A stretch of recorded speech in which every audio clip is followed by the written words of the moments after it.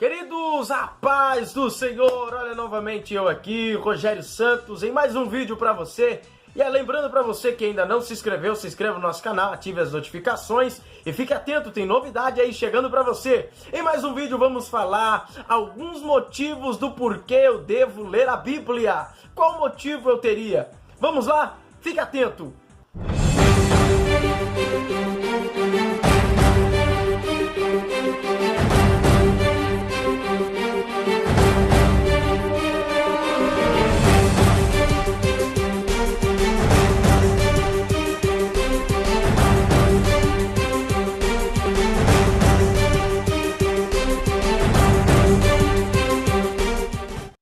Queridos irmãos, nós vamos falar aí mais uma vez, em mais um vídeo para você, sobre alguns motivos pelo qual eu devo ler a Bíblia. Será que Jesus me deu algum exemplo para que eu possa ler a Bíblia? O que Cristo fez para que eu pudesse ter uma inspiração em ler a palavra de Deus? Vamos entender isso? Então, o primeiro ponto que eu quero deixar para você em Lucas, capítulo 4 e verso de número 16. Vamos lá, estou com a Bíblia em mãos. Lucas, capítulo 4, verso de número 16. Olha o que diz a Escritura. E chegando em Nazaré, onde fora criado, entrou num dia de sábado, segundo o seu costume na sinagoga, e levantou-se para ler. Primeiro motivo que eu devo ler a palavra de Deus. O próprio Cristo tomou o cânon sagrado, a Sagrada Escritura, e leu a Escritura dentro da sinagoga. O primeiro exemplo que eu tenho para mim, que Jesus me deixou, ele próprio leu a Escritura. Do capítulo 4, do verso 16 ao verso de número 20. Jesus entrando na sinagoga, toma a Escritura e leu. Então deixa eu dizer para você, se tu quer um exemplo do porquê ler a palavra de Deus, o próprio Cristo leu a palavra de Deus. Vamos ao segundo exemplo, então, do que Jesus nos ensinou. Lucas, capítulo também de número 24 e o verso de número 27. Vamos lá, vou deixar um esboço técnico aí para você. Lucas, capítulo 24 e o verso de número 27. Olha o que diz a Sagrada Escritura. E começando por Moisés e por todos os profetas, explicava-lhes em todas as Escrituras o que dele estava escrito. Então Jesus, além de ler a palavra, de ler a Escritura, de ler o conteúdo que havia dentro do cânon sagrado, dentro da Torá, ele ainda explicava, explanava, fazia uma exegese tanto prática quanto uma exegese cultural para com os discípulos. Então, o segundo motivo que nós devemos estudar a palavra de Deus é que o próprio Cristo leu e o próprio Cristo explicava a palavra de Deus. Então, deixa eu segurar aqui um pouquinho. Como que eu vou explicar algo que eu não vi? Como que eu vou explicar algo que eu não estudei? Como que eu vou explicar algo que eu não conheci? Então, Jesus precisava ter propriedade, conhecimento, estrutura para falar da palavra para com todos. Mas Jesus era Deus, era o Filho de Deus. Mas nós lemos em Lucas capítulo 4, verso 16 ao 20, que Jesus leu a Escritura. Até porque, se nós fôssemos olhar um pouquinho em contexto histórico, nós iríamos entender que um filho de um judeu precisava decorar o Decálogo, ou então o Pentateuco, que são os cinco primeiros livros da Bíblia, ou então a famosa história da lei judaica. Por quê? Porque no dia da apresentação do menino, ou da circuncisão do garoto, para uma certa idade de 9 a 12 anos, quando ele se apresentava no templo, ele precisava recitar as principais leis da Torá ou do Pentateuco. Então Jesus também passou pelo processo e ele leu a Escritura Sagrada para poder ensinar depois a Escritura Sagrada. Vamos mais um exemplo. Jesus em Marcos capítulo 7 e o verso de número 13. Sabe o que ele vai falar da palavra de Deus? Olha o que Jesus vai falar da palavra de Deus. A palavra que ele mesmo poderia ter dito qualquer outra referência, mas ele deixa uma referência muito importante para nós. Capítulo 7 de Marcos, verso de número 13. Olha o que diz a palavra do Senhor Jesus. E invalidando assim a palavra de Deus pela vossa tradição, que vós ordenastes, e muitas coisas fazeis semelhantes a estas. O que Jesus estava dizendo aqui para os fariseus, as tradições dos judeus e para os fariseus que indagavam a Jesus, ele então estava explicando que eles, nas suas atitudes, faziam com que a palavra de Deus fosse inválida, ou não tivesse efeito, não tivesse ação, não tivesse reação. Então preste atenção em um primeiro detalhe que eu quero mostrar para você.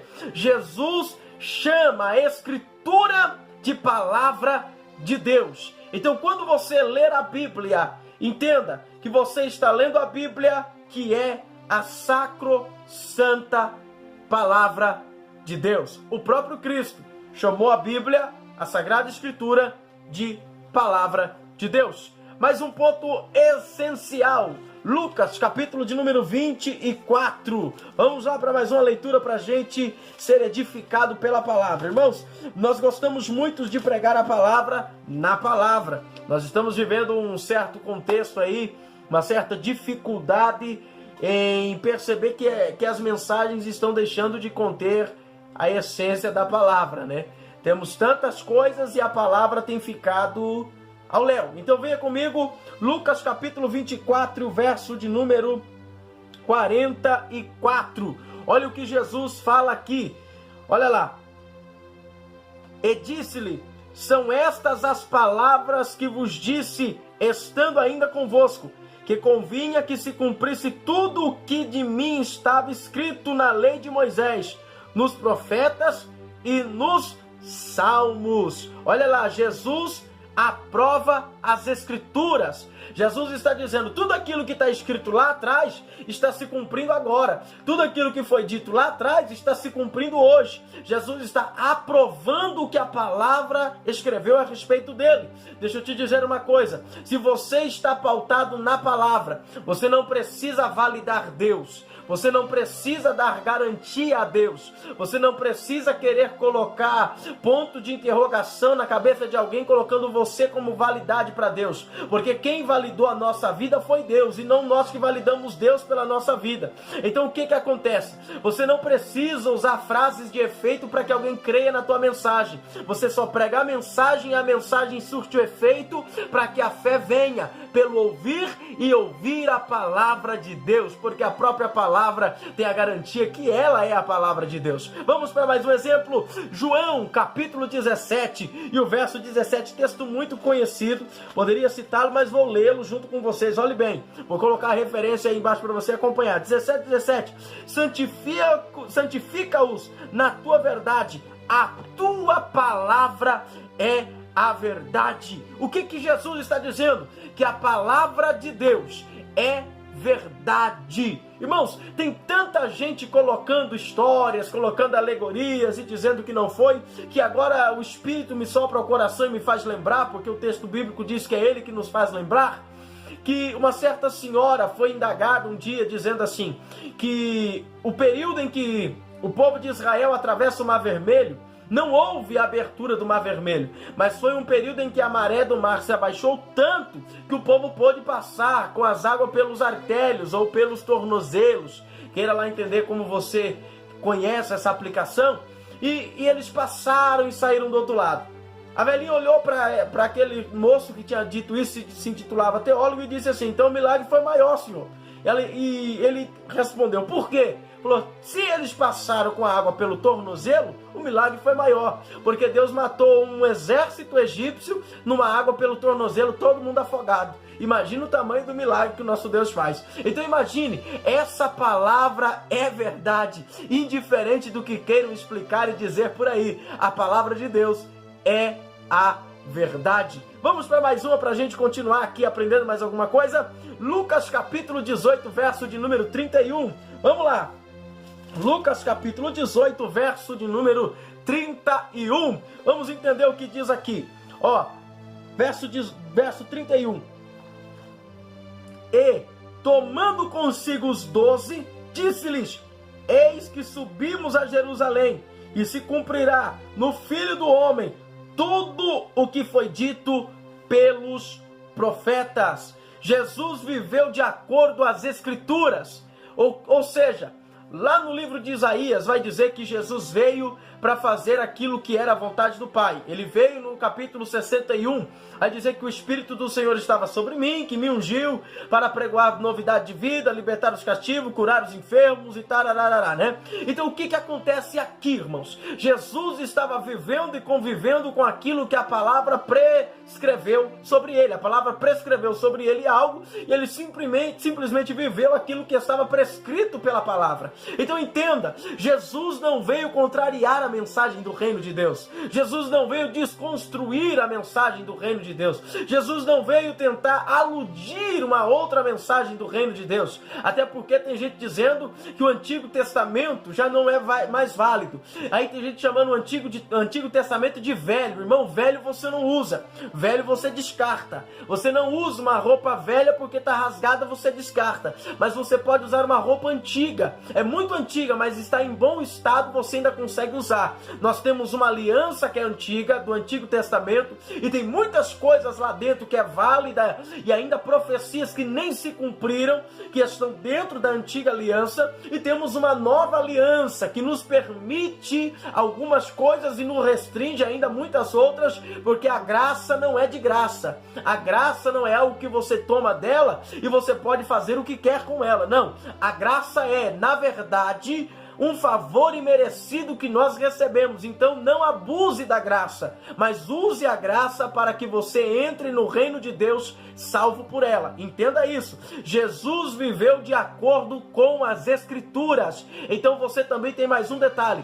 Viva de acordo com a palavra, pois a palavra lhe garantirá o reino dos céus. Vamos para mais uma referência que nós estamos visualizando aqui nesse momento. Vamos para Marcos, capítulo de número 12, verso de número 35 e 36. Marcos, capítulo 12, verso de número 35 e também o 36. Vem comigo. Olhe bem o que diz aqui. E falando Jesus dizia, ensinando no templo, como dizem os escribas que o Cristo é o filho de Davi? Uma pergunta. O próprio Davi disse pelo Espírito Santo, o Senhor disse ao meu Senhor, o Senhor disse ao meu Senhor, apresenta-te à minha direita, até que eu ponha os teus inimigos por escabelo dos teus pés. Olhe bem, Jesus aqui, ou melhor, Davi aqui declara acerca de Cristo lá na frente. Por quê? Porque Deus, ao Cristo morrer na cruz, posto os inimigos ao escabelo dos pés. Aí em Gênesis capítulo 3, pega essa aí, Gênesis capítulo 3, verso 15, vai dizer que a semente da mulher esmagaria a cabeça da serpente, e a serpente lhe feriria o calcanhar. Então, quando é posto os inimigos por escabelo dos pés de Cristo, se cumpre então que Jesus, sendo filho de Davi em geração terrena, mas também filho de Abraão em geração terrena, ele também é filho de Deus e salvador da humanidade e redentor dessa nação,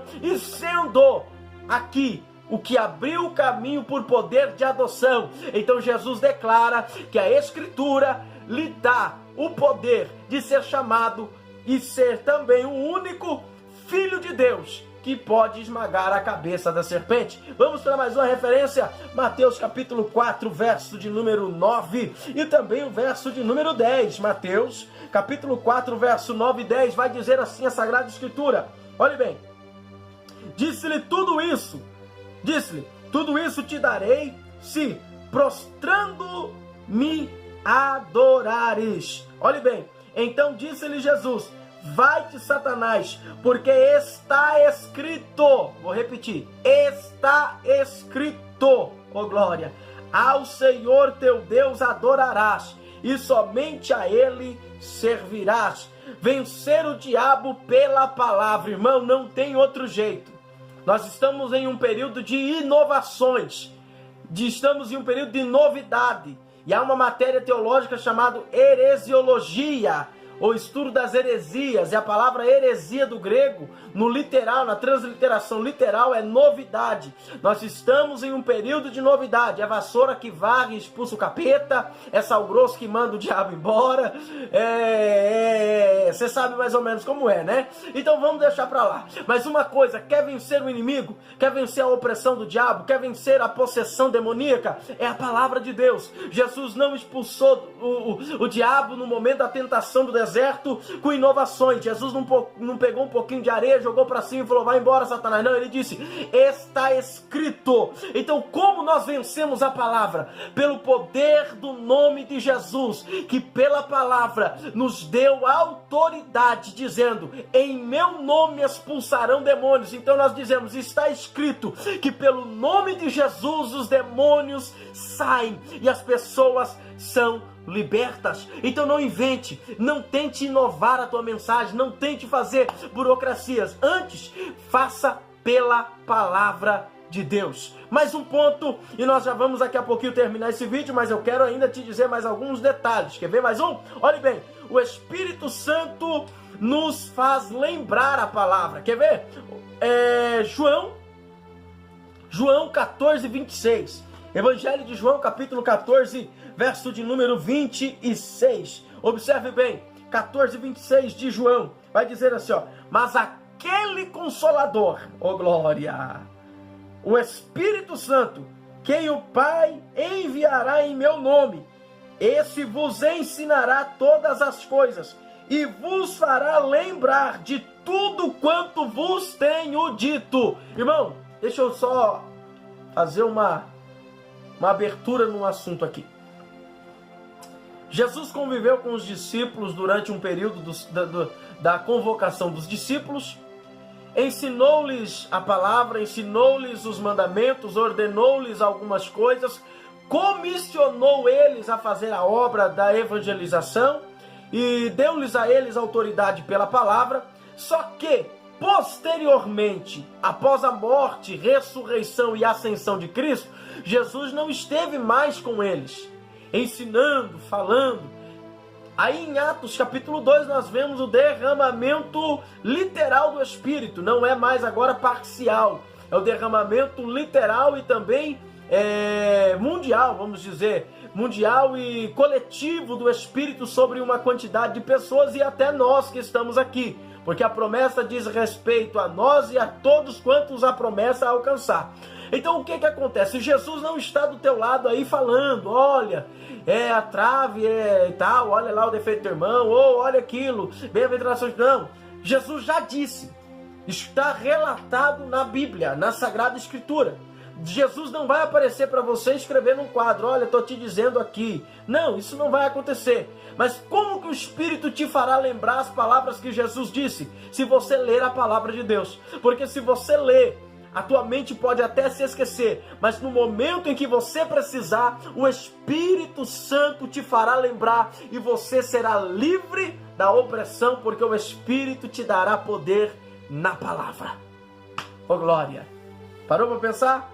Entendeu isso? Então o Espírito nos fará lembrar da palavra que Jesus disse e nos ensinou para que possamos aplicar na nossa vida algo poderoso revelado pela palavra. Vamos para mais um ponto? Olhe bem, nós precisamos, Mateus capítulo 7, verso de número 24, Mateus 7, 24, nós precisamos ter mais um detalhe na palavra. Olhe bem, mais um detalhe importante. Mateus capítulo 7, verso 24, vai dizer assim a Sagrada Escritura. Olha lá.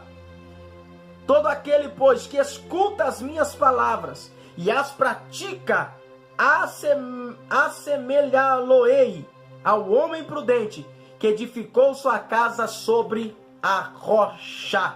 Olhe bem, o homem prudente é aquele que ouviu as palavras de Jesus, ou leu, entendeu e as praticou. Porque, irmão, nós temos um defeito muito crasso, e o ser humano é super-herói em fazer isso aí, em ouvir conselhos, mas não aplicar conselhos. Em ouvir palavras, mas não aplicar as palavras. O ser humano tem o hábito, o costume de pedir conselhos, mas não exercer os conselhos que pediu. O ser humano tem o costume muito triste de chegar no irmão e falar assim: irmão, me dá um conselho, eu estou com uma dúvida sobre isso aqui, você pode me ajudar? Aí o irmão vai lá, se dedica. Às vezes fala: irmão, posso te falar amanhã? Vou orar um pouco. Aí o irmão ora e Deus dá uma palavra para ele de conselho para o irmão. O irmão vai lá fazer o conselho pro outro irmão, né? Falar pro outro irmão. Aí o irmão vai lá, ouve tudo que o irmão falou. Amanhã ele vai lá, faz tudo ao contrário, erra, quebra a cara e ainda por cima sai falando algumas coisas por aí. Então deixa eu te dizer uma coisa. Se nós ouvirmos o conselho de Mateus capítulo 7, verso 24, nós vamos ser comparados àquele construtor que ao construir uma casa não construiu ela sobre areia, sem fazer base, sem cavar, fazer estaca, não. Mas vamos ser comparados ao homem que encontrou uma laje de pedra, cavou a estaca bem fundo, fez bem funda a coluna, a viga, ou então, seja lá como for na construção, e levantou essa construção edificada sobre uma rocha. Vem a chuva, vem o vento, vem o que for e a casa está firme. Então, por favor, entenda, ouça a palavra de Deus, mas pratique ela, para que quando vir os ventos da vida, as injúrias da vida, que o povo já não suporta mais porque é um evangelho miojo, né? Nós estamos vivendo um evangelho fast food, onde é bênção, é vitória, é glória, é carro, é casa, bicicleta, avião, tudo que você pensar, e as pessoas não têm mais estrutura da palavra. Aí Paulo vai dizer: eu sofro as aflições de um bom soldado. Irmão, sofrer aflição. Nós não temos mais um evangelho desse tipo. Paulo escreve aos Coríntios que a glória de alguém é pelo sofrimento. Nós estamos pregando a mensagem que a glória aqui vivida é pela glória vivida através de tudo que nós fazemos. É porque se Deus não te abençoar, você está em pecado. Se Deus não te der, é porque você está mal. Irmão, nós precisamos entender que aquele que sofre perseguição por amor a Cristo é bem-aventurado. Entenda isso, guarde isso, e você não será abalado pelas coisas da vida. Último ponto, vamos lá. A palavra de Deus, ela tem mais um detalhe interessante. Qual é? Ela vem de Deus. Primeiro exemplo, João capítulo 7, Evangelho de João capítulo 7. Evangelho de João capítulo 7 e o verso de número 15. Olhe bem o que diz a Escritura. E os judeus maravilhavam-se dizendo: como sabe este letras? Não as tem aprendido? Jesus lhe respondeu e disse: a minha doutrina não é minha, mas daquele que me enviou. Olhe bem, se alguém quiser fazer a vontade dele, pela mesma doutrina conhecerá se ela é de Deus, ou se eu falo de mim mesmo. Ou seja, irmãos, Jesus estava dizendo: a palavra vem de Deus. O que eu estou passando ou transmitindo, ensinando, anunciando, vem de Deus. E se você quer julgar se vem de Deus ou não, compare pela palavra. Então toda a palavra, deixa eu dizer uma coisa, aprendi em ordem teológica, que uma doutrina não pode ser fundada de texto isolado. Uma doutrina só pode ser fundada se houver 2 ou melhor, 3 ou 4 textos que rebatam ou então arremetam ao mesmo assunto, para que seja transformado em doutrina. Então, se você quer saber se a doutrina de alguém ou se a palavra que alguém prega tem noção bíblica, tem base bíblica e está pautado na palavra de Deus, encontre base na palavra, porque a palavra ou a Escritura se resume na própria Escritura. Quer um estudo teológico? Compare Bíblia por Bíblia. Você não vai se enganar nisso. Mais um texto, capítulo 8, verso 26 e 28. Olha lá. Capítulo 8, verso 26 e também o 28. Olha o que diz a Sagrada Escritura. Muitas coisas tenho que dizer e julgar de vós, mas aquele que me enviou é verdadeiro, e eu, o que dele tenho ouvido, isso falo ao mundo. 27. Mas não entenderam que ele lhes falava do Pai. Olha o 28. Disse-lhe, pois, Jesus: quando levantardes o Filho do Homem, então conhecereis quem eu sou, e que nada faço por mim mesmo, mas falo como meu Pai me ensinou. Então Jesus pronunciou o que do Pai aprendeu. Olha lá. Aí me lembrei de uma passagem, ou de uma ilustração, de uma reflexão. Jesus, um filho, melhor dizendo, estava caminhando com o pai pela praia, e no meio do caminho, enquanto o pai caminhava na praia junto com o filho, o pai replica para o filho dizendo assim: filho, cuidado aonde você pisa, porque a praia está muito suja e tem muita coisa, você pode machucar os seus pés. O filho olha para o pai e diz assim: pai, cuidado o senhor para não pisar em nada disso e machucar os seus pés. Porque se o Senhor machucar os seus pés, eu também vou, porque eu piso aonde o Senhor pisa. Então o que acontece? Jesus ensina exatamente o que Deus queria ensinar para o homem desde o livro de Gênesis. Quer mais um motivo? Aprenda o que Jesus ensinou, porque você aprendendo o que Jesus ensinou, você sabe o que o Pai quer para a tua vida. Mais um exemplo, capítulo 12, verso 48 ao verso 50. Capítulo 12 de João. Olhe bem, 48. Quem me rejeitar a mim e não receber as minhas palavras, já tem quem o julgue.